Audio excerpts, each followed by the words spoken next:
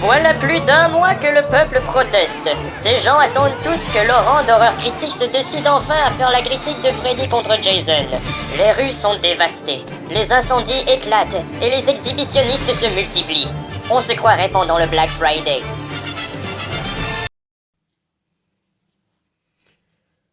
Tu sais ce que la vie m'a appris? Que t'auras jamais besoin d'utiliser le théorème de Pythagore?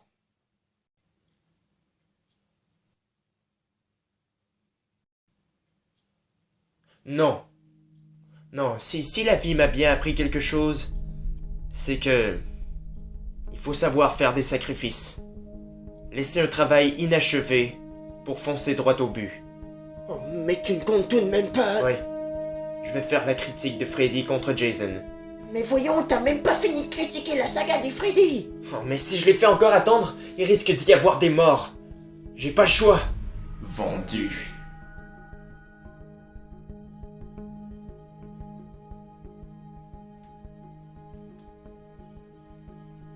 Fous le camp de mon territoire. Désolé, mais je peux pas te laisser faire ça. Ce que tu fais, c'est du fanservice. Je fais ce qui est nécessaire. Maintenant, s'il te plaît, va-t'en. S'il te plaît, les fêtes approchent. Tu pourrais pas être... gentil pour une fois? Partir? Non, avant je veux assister à ta critique. Vendu comme tu es, tu pourrais clamer que c'est un chef-d'œuvre alors que tu sais que c'est faux. Ok. Ma bonne foi contre ta mauvaise foi. Ça te va? Et après ça, tu t'en vas. Et tu n'essaieras pas de m'attraper? Pas si tu fais rien de con. Bien. Que cette critique commence.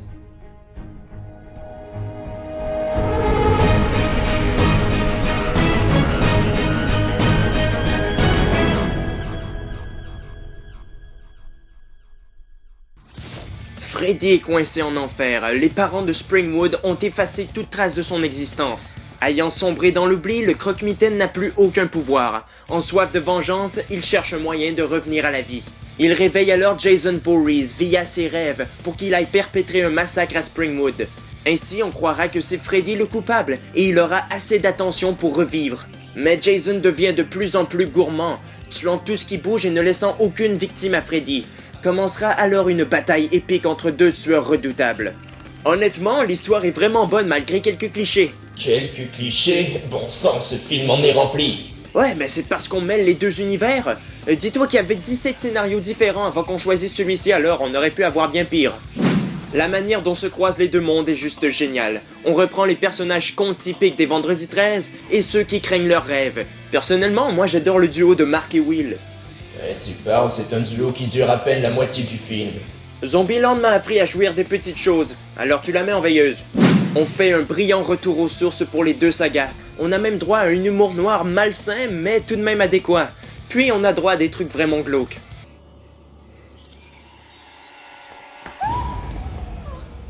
Le nom de cet homme est Freddy Krueger. C'est Ronnie Yu qui a réalisé le film, le même gars qui a réalisé Bride of Chucky.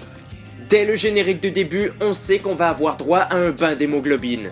La rivalité entre Jason et Freddy est vraiment très bien maîtrisée. Toutefois, il faut reconnaître au film qu'il a des longueurs. Parfois, il y a des scènes qui sont vraiment inutiles ou juste redondantes. Et des fois, il y a même des incohérences. C'est parce que ce con de Ronnie Yu a enlevé des scènes. La scène d'introduction originale faisait beaucoup plus de sens que ce à quoi on a eu droit. On a aussi supprimé un caméo de Bob Shea, le producteur de la saga des Freddy. Même qu'une scène finale additionnelle aurait été bien plus propice. Ouais, ça je te l'accorde, ça fait bien chier. Au moins, l'ambiance est frappante. Elle sait vraiment susciter l'angoisse parfois. Quoi, t'as eu peur? Mais non, je dis juste que certaines scènes peuvent donner froid dans le dos.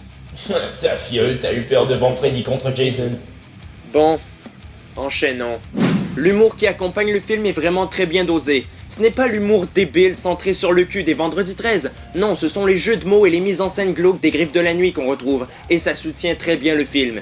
Quant aux acteurs, ben... Dis-le, ils sont pas bons.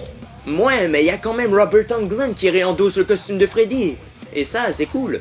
Ouais, ils auraient pu ramener Kane Hodder pour le rôle de Jason, non? Lui, il est pas mal moins imposant. Bah n'empêche qu'il reste bien quand même. Si tu le dis. Monica Kina est juste vraiment trop conne. Elle surjoue tout le temps, j'ai qu'une envie, c'est de la taper. Ou plutôt de te la taper, hein. Pour ce qui est des effets spéciaux, ils sont sanglants à souhait.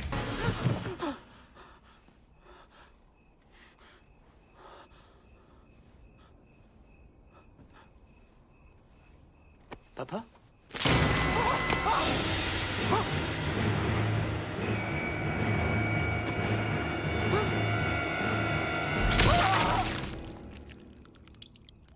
Ouais, mais il y en a d'autres qui sont totalement bâclés, on dirait qu'ils ont pas fini le travail. Alors ça c'est fort.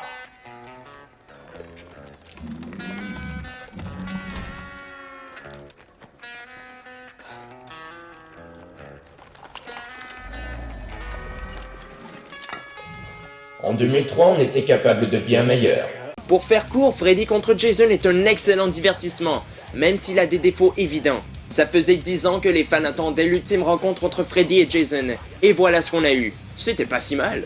Certes, ça aurait pu être bien meilleur, mais ça aurait pu être bien pire aussi.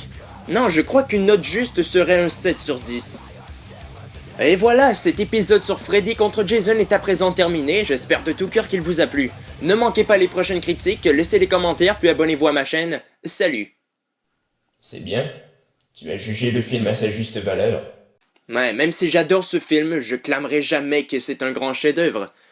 En tout cas, merci pour ta participation. Pas de quoi. Bon, je vais y aller maintenant, on m'attend. Tu vas rejoindre ton organisation criminelle, c'est ça? Super connard. Je sais qu'il y a du bon en toi. Fais un effort, rappelle-toi.